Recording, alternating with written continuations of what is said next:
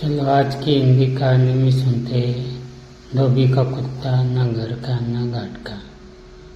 कहानी के इस भाग में हम दो कहानी सुनेंगे। तो पहली कहानी, एक समय की बात है। एक छोटे से गांव में एक धोबी रहता था। उसके पास एक कुत्ता भी था जिसका नाम शेरू था। शेरू धोबी के साथ रोज नदी किनारे कपड़े धोने जाया करता था। धोबी और शेरू के बीच गहरा प्रेम था और शेरू अपने मालिक का बहुत वफादार था। शेरू को धोबी के घर पर भी हर कोई बहुत प्यार करता था। गांव के लोग भी शेरू को पसंद करते थे क्योंकि वह बहुत शांत और समझदार कुत्ता था। धोबी जब भी घाट पर कपड़े धोता था, शेरू उसके आसपास ही रहता था और किसी भी अजनबी को घाट के पास नहीं आने देता था। एक दिन धोबी ने सोचा कि शेरू को घर पर रहना चाहिए ताकि घर की रखवाली हो सके। उसने शेरू को घर पर छोड़ दिया और खुद अकेला कपड़े धोने चला गया। घर पर शेरू ने अपना कर्तव्य निभाया, लेकिन उसे घाट पर धोबी की चिंता सताती रही। वह सोचता रहा कि शायद धोबी को उसको जरूरत पड़ सकती है।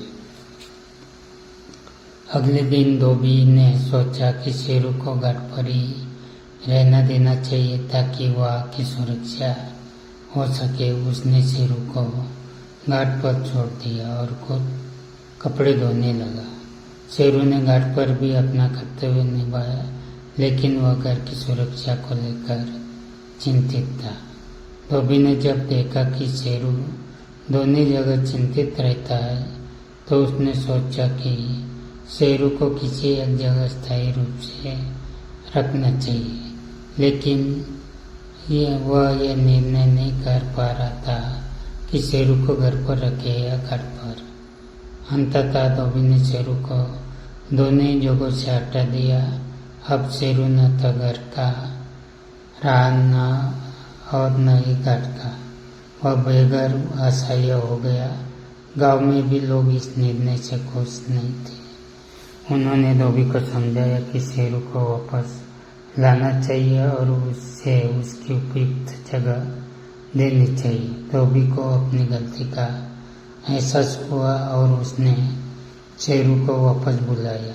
उसने समझा कि शेरू की जगह उसके साथ है, चाहे वह घर पर हो या घाट पर। शेरू वापस आकर बहुत खुश हुआ और उसने फिर से अपने मालिक की सेवा में कोई कमी नहीं छोड़ी। इस कहानी से हमें ये सीखने को मिलता है कि किसी को उसकी पहचान और स्थान से वंचित नहीं करना चाहिए। हर किसी का अपना महत्व और स्थान होता है। अब दूसरी कहानी सुनेंगे।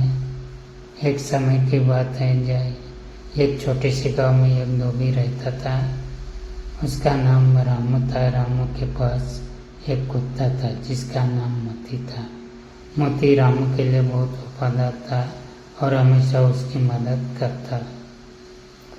जब रामू कपड़े धोने के लिए नदी पर जाता था तो मोती भी उसके साथ जाता और उसकी रखवाली करता।